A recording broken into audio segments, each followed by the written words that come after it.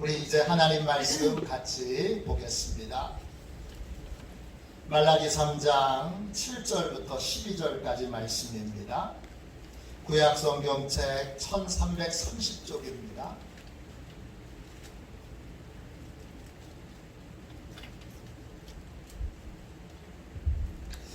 말라기 3장 7절부터 12절까지 말씀입니다.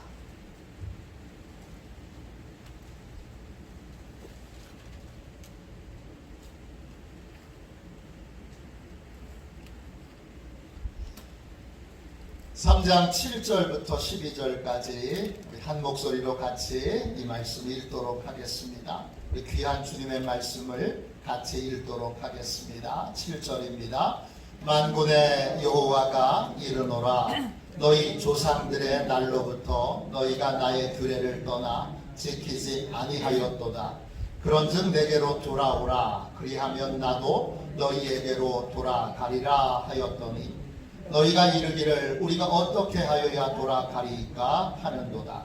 사람이 어찌 하나님의 것을 도둑질하겠느냐.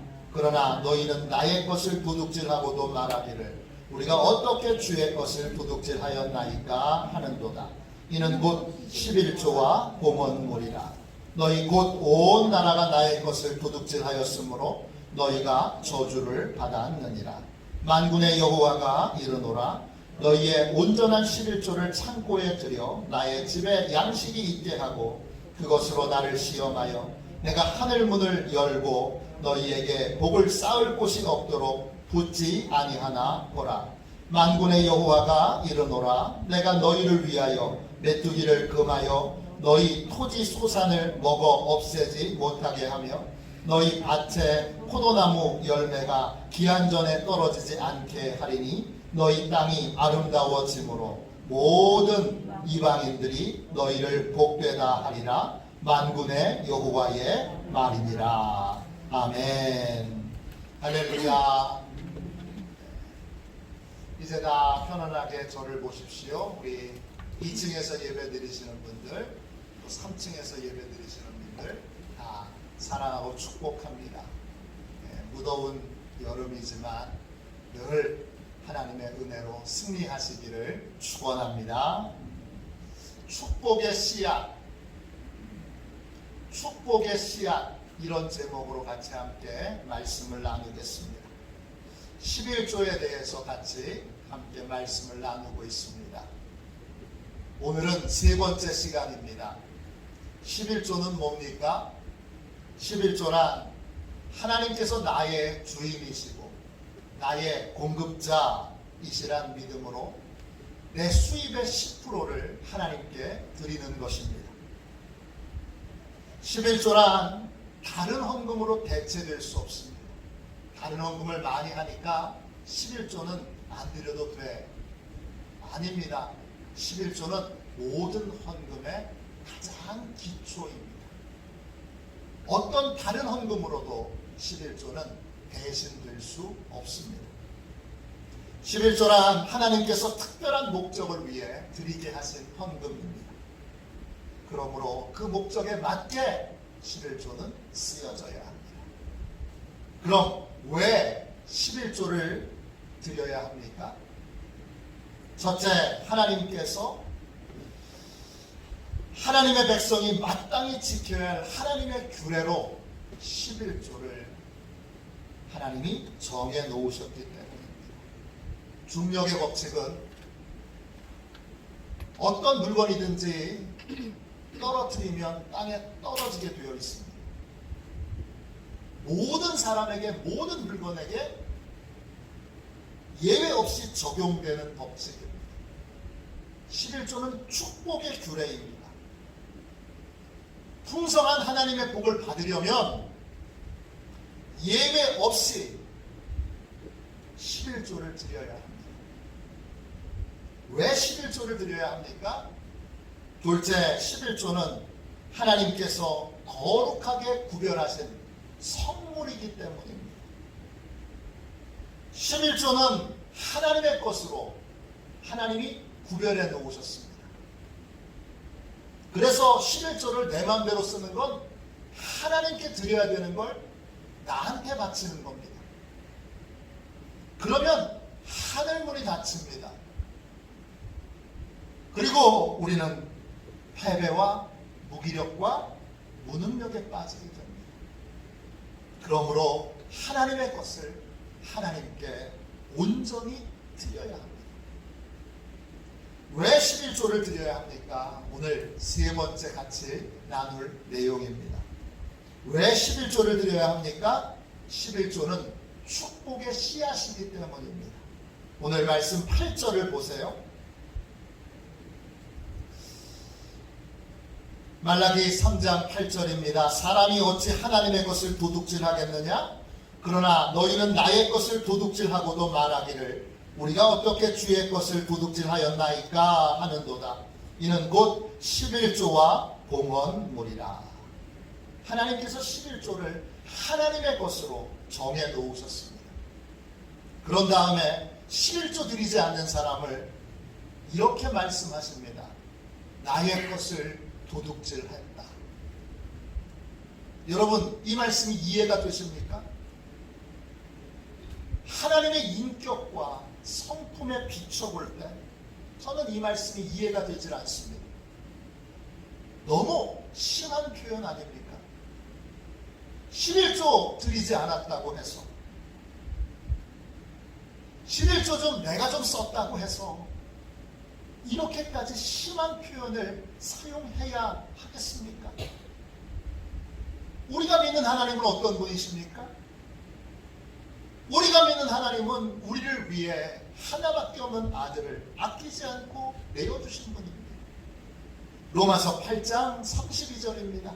자기 아들을 아끼지 아니하시고 우리 모든 사람을 위해 내주신 이가 어찌 그 아들과 함께 모든 것을 우리에게 주시지 아니하겠느냐. 우리를 구원하시기 위해 하나님은 하나밖에 없는 아들을 내어주셨습니다. 하나님께 우리를 위한 것이라면 아까운 것이 없습니다. 여러분, 하나밖에 없는 아들을 내어주셨는데 뭘 내어주지 않으시겠습니까? 그런 하나님이 11조 좀 썼다고 11조 좀 내가 좀 필요해서 썼다고 우리를 11조 드리지 않는 분을 도둑이라고 부르시는 것 아무리 생각해도 이해가 되질 않습니다. 하나님이 이렇게 말씀하신 데에는 하나님의 인격과 성품을 볼 때 분명히 우리가 알지 못하는 다른 이유가 있을 것입니다. 크레그 힐과 또 얼 피츠 두 사람이 공동으로 쓴 책 그리스도인의 재정 원칙, 아주 좋은 책입니다.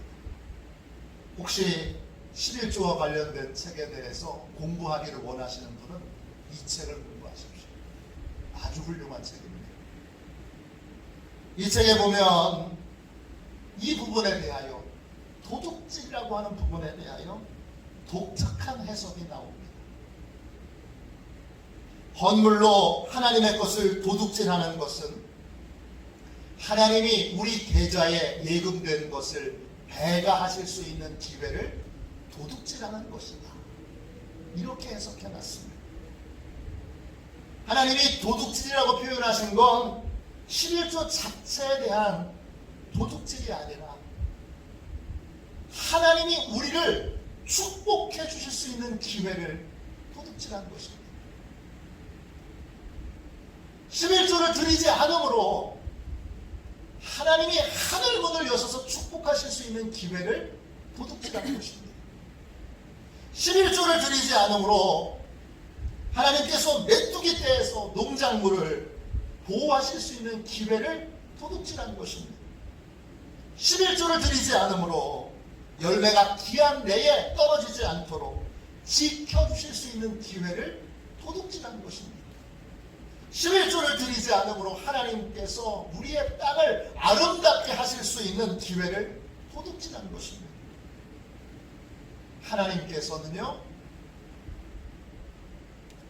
우리에게 물질을 주실 때 쓸 것과 심을 것을 언제나 함께 주십니다. 고린도후서 9장 10절 11절입니다. 심는 자에게 씨와 먹을 양식을 주시는 이가 너희 심을 것을 주사 풍성하게 하시고 너희 의의 열매를 더하게 하시리니 너희가 모든 일에 넉넉하여 너그럽게 연보를 함은 그들이 우리로 말미암아 하나님께 감사하게 하는 것이다. 하나님이 물질을 주실 때 두 가지를 항상 함께 주십니다. 심을 것과 쓸 것입니다. 하나님은 풍성한 복을 그냥 주시지 않습니다. 반드시 심게 하시고 심은 것을 통해서 풍성한 열매를 거두게 하십니다. 그러니까 심을 줄 모르는 사람은 풍성한 걸 누리지 못합니다. 우리는 심어야 될 것을 지금 당장 필요해서 써버리지 않도록 주의해야 합니다. 심을 것을 풍성히 심은 자가 풍성한 열매를 거둘 수 있습니다. 농사를 짓는 모든 분들은 잘 아십니다. 많이 심으면 많이 거둡니다. 풍성하게 심으면 풍성하게 거둡니다. 거두는 가을이 됐다 그래서 모든 사람이 다 거둘 수 있는 게 아닙니다. 심은 사람만 거둘 수 있는 것입니다. 도시에 살던 어떤 분이 희뿌연 하늘과 자동차 소음, 자동차 매연이 아주 지긋지긋해서 도시에 살던 아파트를 팔고 농장이 딸린 작은 시골집을 샀습니다. 그리고 이사를 왔습니다. 매일 아침 농촌의 상쾌한 공기를 들이마시며 그는 이렇게 말했습니다. 그래, 이게 사는 거지. 어느 날 누군가 문을 두드립니다. 나가보니까 가까이 사는 농부가 집을 방문했습니다. 농부는 이렇게 인사를 건넵니다. 안녕하세요.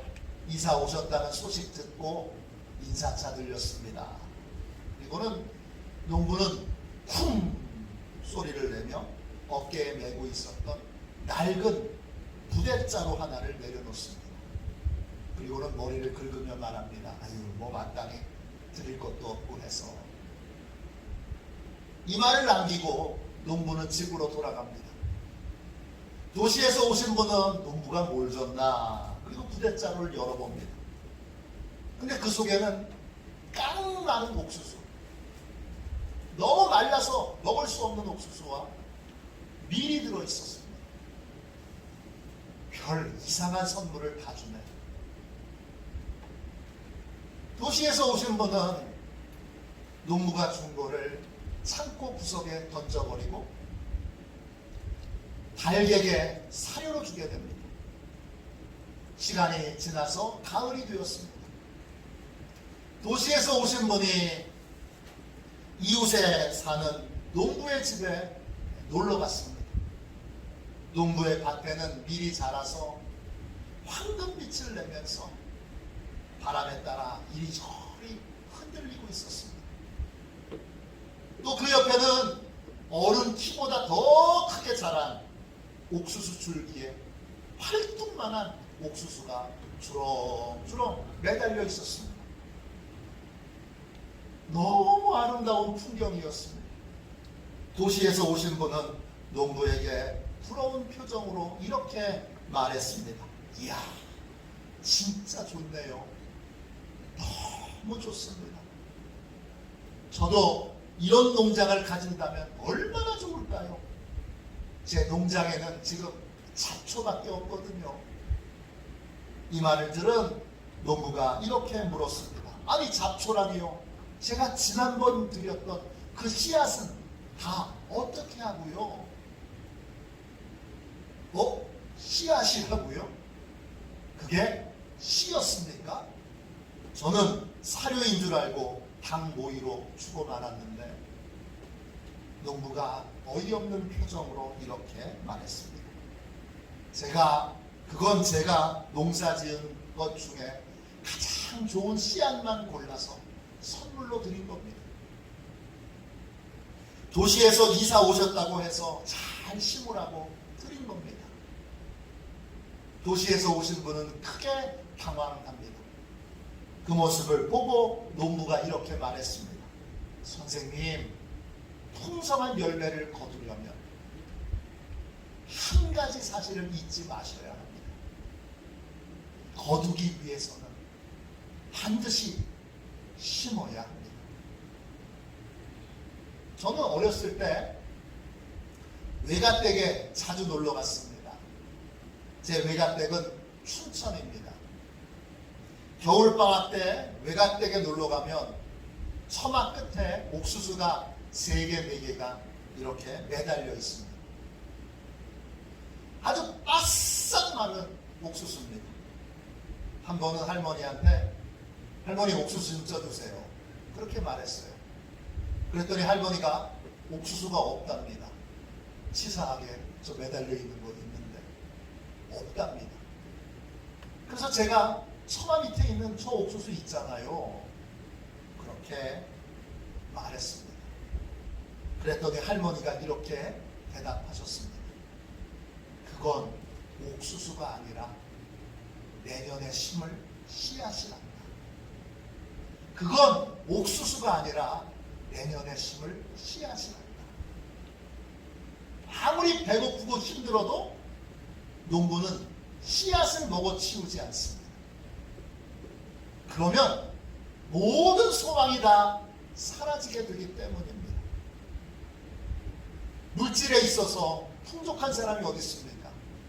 재벌한테 가서 물어보십시오. 물질이 풍족하십니까?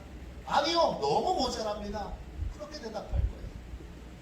물질은 아무리 써도 부족하게 마련입니다. 그렇기 때문에 우리는 항상 물질을 쓰기 전에 미래를 위해 심을 씨앗을 미리 떼놔야 합니다. 미래를 위해 심을 축복의 씨앗. 대표적인 것이 11조입니다. 하나님은 심은 것을 자라게 하시고 열매 맺게 하십니다. 그러나 하나님은 심는 일은 우리한테 하게 하십니다. 심는 일은 농부에게 하게 하십니다. 심어야 하나님의 은혜를 체험할 수 있습니다. 심어야 하나님의 놀라운 축복을 경험할 수 있습니다. 저는 사사기를 공부하면서 기드온 이야기를 읽을 때 놀라운 사실 하나를 깨닫게 되었습니다. 기드온이 사사로 부름받기 전에 이스라엘 사람들은 미디안 사람들에게 많은 괴롭힘을 받았습니다. 미디안 사람들은 신기하게도 이스라엘 백성들이 씨를 뿌릴 때에 공격을 해왔습니다. 사사기 6장 3절 4절입니다. 이스라엘이 파종한 때면 미디안과 아말렉과 동방 사람들이 치러 올라와서 진을 치고 가사에 이르도록 토지 소산을 멸하여 이스라엘 가운데에 먹을 것을 남겨두지 아니하며 양이나 소나 나귀도 남기지 아니하니. 여러분 이해가 되세요? 저는 이해가 잘 안 돼요. 미디안 사람들이 공격하기 제일 좋은 때는 추수 때예요. 그러면 많은 곡식을 뺏어갈 수 있어요.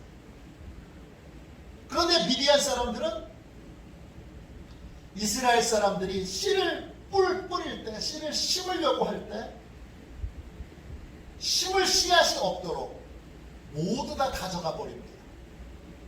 왜 그럴까요? 저는 처음에 이해가 되지 않았습니다. 그런데 그 말씀 가운데 오래 머물러 있다 보니까 성령님이 깨닫게 해주셨습니다. 사단은 거둘 때가 아니라 심을 때 우리를 공격합니다. 온갖 걱정과 두려움으로 심지 못하게 합니다. 왜 그렇게 할까요? 심으면 반드시 하나님께서 자라게 하시고 열매 맺게 하시기 때문입니다. 하나님의 축복을 차단하는 가장 좋은 방법은 심지 못하게 하는 것입니다. 그러면 하나님께서 자라게 하실 수도 없고 열매를 맺게 하실 수도 없습니다.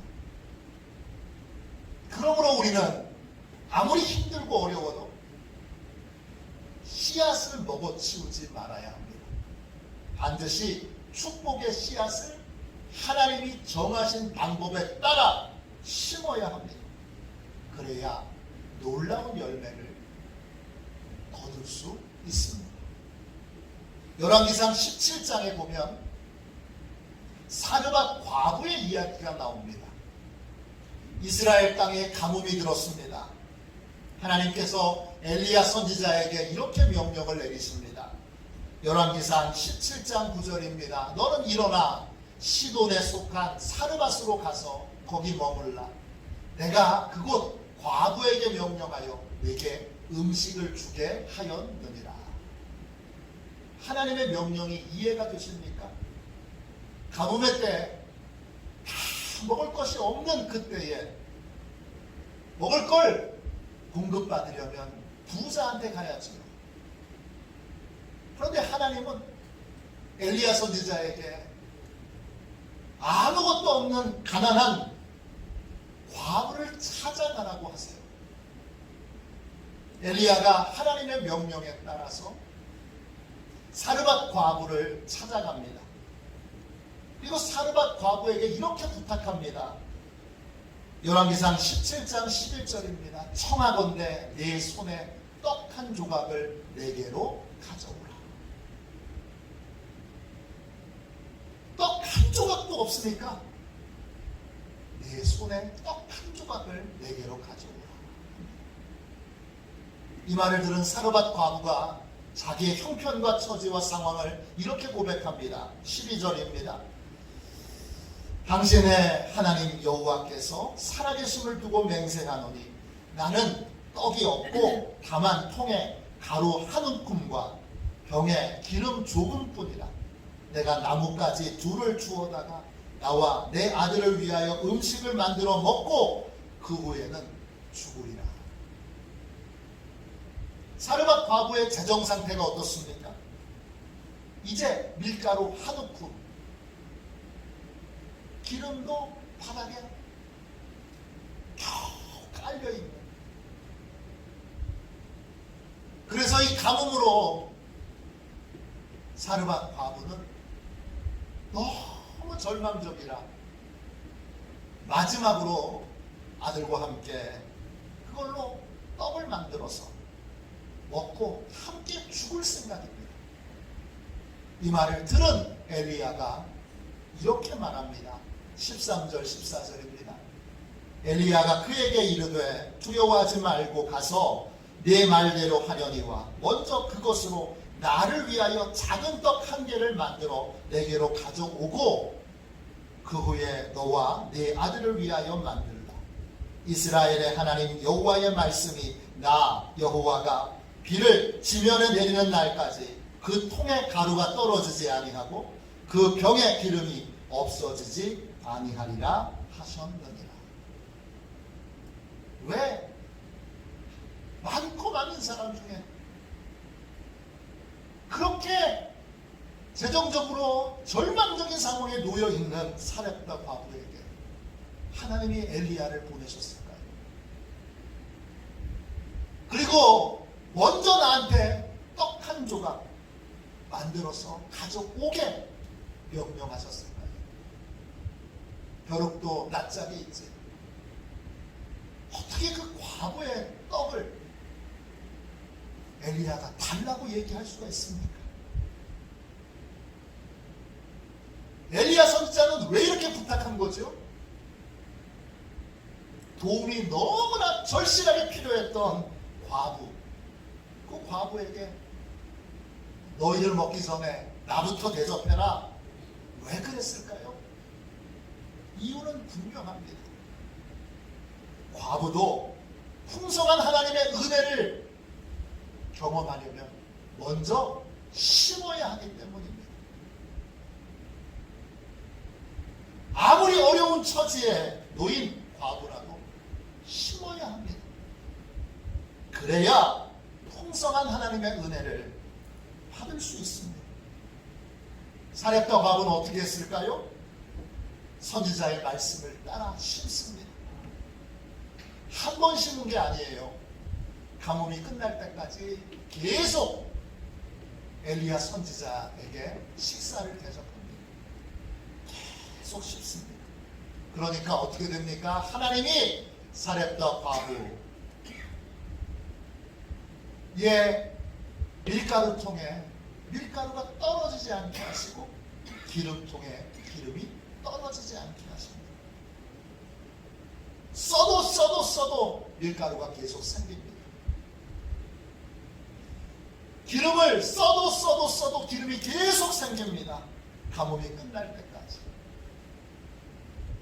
엘리야에게 계속 심음으로 하나님의 기적적인 공급을 계속 받아 이 절망적인 모녀가, 이 모자가 그 가뭄의 때를 이길 수 있게 됩니다. 한국 전쟁 때의 일입니다. 한 가족이 부산에 피난을 내려갔습니다. 하루 먹고 살기도 버거운 그때 그 가족의 엄마는 삭바느질을 합니다. 큰아들은 공산군에게 끌려가서 살았는지 죽었는지 알 수 없는 상황이고, 둘째 아들은 목판을 만들어서 목에 판을 걸고 역전에 나가서 실, 바늘, 초콜릿, 도너츠를 팝니다. 셋째 아들은 논에 나가서 개구리를 잡고 또 시장에서 생선 대가리를 얻어서 그 식구들이 그걸 삶아서 먹고 그렇게 지냅니다. 이런 비참한 상황 중에 하나님을 믿고 의지하던 엄마는 철저하게 11조를 뗍니다. 온전한 주일 성수와 온전한 11조가 하나님께 복을 받는 길이라고 이 엄마는 굳게 믿습니다. 그래서 좌판에 가서 물건을 좀 팔아가지고 오면 어머니는 어김없이 11조를 뗍니다. 토요일이 되면 먹을 게 딱 떨어지고 남은 건 11조뿐입니다. 이걸 주일날 드리면 그 다음 주 한 주간 내내 쫄쫄 굶어야 합니다. 그런데 엄마는 요동하지도 않고 11조는 자녀들이 손도 못 대게 합니다. 엄마는 주일날 11조를 드리면서 하나님께 이렇게 오열합니다. 하나님, 자식 6을 굶기고 말씀대로 11조를 바칩니다. 제 자식들의 장래를 하나님 책임져 주십시오. 그 가정에 남은 돈 딱 11조밖에 없는 거예요. 그게 전부예요. 그걸 주일날 드립니다. 그 11조를 드릴 때 그 엄마가 그냥 드린 적이 없어요. 매번 오열을 하며 11조를 드립니다. 그러면 주중에 신기한 일이 벌어집니다. 여러 방법으로 주일날 그렇게 11조를 드리고 나면 주일 오후에 월요일날 아침에 어디선가 먹을 것이 공급됩니다. 고향에서 함께 신앙생활했던 아주머니가 우연히 들려서 쌀랑나머니를 주고 가기도 합니다. 아무것도 없는 상태에서 믿음으로 11조를 심었더니 하나님이 공급해 주시는 것을 가족들 모두가 다 경험하게 됩니다. 그러면서 자녀들이 하나님의 공급하심을 믿는 사람들이 됩니다. 후에 이 자녀들은 엄청난 축복을 받고 아들들은 다 목회자가 되는데 한국을 대표하는 목사들이 됩니다. 현재 전 세계 최고의 부자는 아마존의 최고 경영자인 제프 베이조스라고 하는 분입니다. 이분의 재산이 대략 1,770억 달러, 우리 돈으로 198조 원 정도 됩니다. 그런데 이분이 역사상 최고의 부자는 아닙니다. 그러면 역사상 최고의 부자는 누굽니까? 역사상 최고의 부자는 록펠러입니다. 물가 상승률을 감안하면 제프 베이조스보다 약 3배 많은 재산을 갖고 있었던 사람이 록펠러입니다. 록펠러는 11조를 철저히 드린 사람으로 유명합니다. 그가 11조를 어떻게 드리게 되었는지 질문을 받았을 때 그는 이렇게 대답했습니다. 제가 처음 일을 해서 번 돈은 1달러 50센트였습니다. 일주일 동안 일을 하고 받은 돈을 어머니께 드렸습니다. 어머니는 그 돈을 앞치마에 감싸면서 제 눈을 바라보며 이렇게 말했습니다. 얘야, 내가 주님께 11조, 그러니까 15센트를 드린다면 나는 내가 아주 사랑스러울 게다. 그는 말을 이어갔습니다. 저는 그날 처음으로 11조를 하나님께 드렸고 그 후에 지금까지 빠짐없이 11조를 드렸습니다. 그 1달러 50센트에 11조를 드리지 않았다면 저는 처음으로 100만 달러를 벌었을 때에도 11조를 드리지 못했을 겁니다. 11조는 형편이 좋아져야 드리는 것이 아닙니다. 물질이 많으면 많을수록 11조 드리기는 더 어려워집니다. 10,000원에서 1,000원을 떼는 것보다 100만원에서 10만원 떼는 것이, 1,000만원에서 100만원 떼는 것이, 억에서 1,000만원 떼는 것이 훨씬 어렵습니다. 물질을 가지면 11조를 잘 드릴 수 있는 것이 아니라 물질을 많이 가지면 가질수록 11조 훈련이 안 돼 있다면 11조 드리기는 더 어렵습니다. 우리는 처음부터 11조를 하나님의 몫으로 그렇게 구별해 놓아야 합니다. 그래야 11조 드리는 삶을 살 수 있습니다. 서양 선교사님들은 11조 훈련을 시킬 때 아이에게 아예 11조 주머니를 따로 만들어 놔서 아이가 아르바이트를 하든지 용돈을 받든지 뭘 하든지 반드시 받은 즉시 11조부터 떼도록 훈련을 시킵니다. 사단은 우리에게 11조 드릴 수 있는 환경과 상황을 주지 않습니다. 야, 이제는 네가 좀 넉넉하니까 11조 드려도 돼. 사단은 그렇게 하지 않습니다. 11조 드릴 수 있는 환경과 상황은 어려운 때부터 믿음으로 내가 만들어 가야 합니다. 11조는 축복의 씨앗이기 때문입니다. 힘들고 어렵다고 씨를 심지 않으면 하나님께서 자라게 하실 수도 없고 풍성한 열매를 맺게 하실 수도 없습니다. 추수의 계절에 풍성한 열매를 거두고 싶다면 반드시 심어야 합니다. 11조는 하나님께 마땅히 심어야 할 축복의 씨앗입니다. 씨가 심어지면 처음에는 씨를 심은 밭이나 씨를 심지 않은 밭이나 똑같습니다. 11조를 심자마자 바로 열매를 맺게 되는 것이 아닙니다. 시간이 필요합니다.